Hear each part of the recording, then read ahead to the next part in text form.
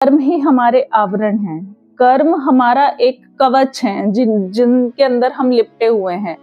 एक बार एक व्यक्ति ने सुना कि किसी साधु के पास पारसमणि है, तो उस व्यक्ति ने क्या काम किया, उन साधु की सेवा करनी शुरू कर दी कि मुझे वो पारसमणि चाहिए। अब वो उनकी कुटिया को रोज देखता, लेकिन उसे पारसमणि कहीं भी दिखाई नहीं देती। एक दिन उसने अपने गुरु से ही पूछ लिया कि गुरुजी मुझे वो पारसमणि चाहिए। गुरु बहुत अच्छे थे, उन्होंने कहा ठीक है, मैं स्नान करने जा रहा हूँ और आकर तुम्हें वो पारसमणि देता हूँ। अब जितनी देर वो स्नान करने गए, उस शिष्य से बिल्कुल भी वेट हुआ ही नहीं, इंतजार किया ही नहीं गया। उसने पूरी कुटिया उनकी छान मारी, सारा सामान अस्त व्यस्त कर दिया। गुरुजी आए, वो आकर देखकर समझ गए कि यहाँ पर क्या हुआ है। तो उन्होंने उससे कहा कि भाई तुमसे इतना भी धैर्य नहीं रखा गया कि तुम ये मेरे आने की प्रतीक्षा कर लेते। और तो उस व्यक्ति ने कहा कि नहीं गुरुजी, मुझसे धैर्य नहीं हुआ, आप मुझे बताइए कि पारसमणि कहाँ है। तो गुरुजी ने कहा कि उस लोहे की छोटी सी डिबिया में पारसमणि रखी है।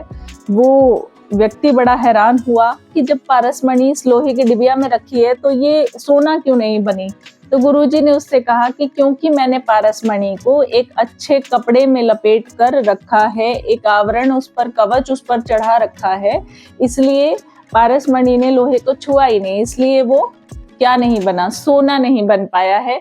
इसी तरह से हमारी आत्मा हमारे अंदर पारसमणि की तरह विद्यमान है। बस कर्म रूपी कपड़ा जो हमने लपेट रखा है, जो आवरण चढ़ा रखा है, वह हमें स्वयं के प्रत्यक्ष दर्शन नहीं होने देता, यानी कि हम स्वयं को समझ ही नहीं पाते। एक बार किसी ने पूछा कि भगवान कहाँ है, तो हर व्यक्ति ने अलग अलग स्थान पर उसका पता बता दिया। मंदिर में है, मस्जिद में है, गुरुद्वारे में है, गिरजाघर में है, लेकिन किसी ने ये नहीं बताया कि भगवान आपके अंदर ही बैठा है। क्योंकि व्यक्ति की प्रवृत्ति ऐसी है, वो अपने अंदर कभी भी भगवान को तलाश करता ही नहीं है, वो बाहर अलग अलग जगह पर भगवान को ढूंढता फिरता है।